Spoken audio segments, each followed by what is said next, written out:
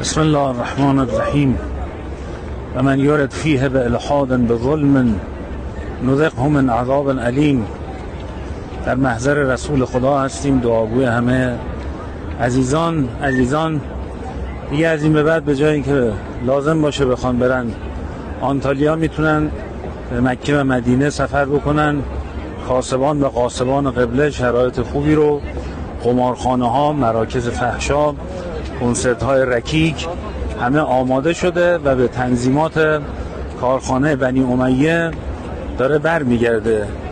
اتفاقی که داره میفته اتفاق طبیعی نیست، الحاد نیست، اراده الحاد است. حتی گول و فریب این رفت آمدهای دیپلماتیک رو نخورید. سختگیری ها وحشتناکه، در حدی که به ظاهرها اجازه اینی که معارف حج رو بفهمند هم نمیدهند اینجا.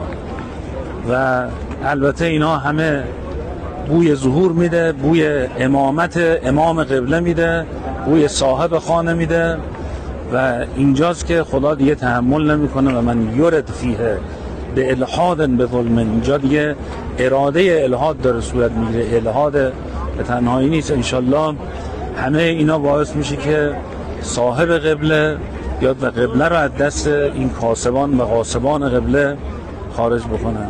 دعاگوییم، گزارشات بعدی هم خدمتتون عرض خواهیم کرد. دم همتون گرم. یا علی، خداحافظ.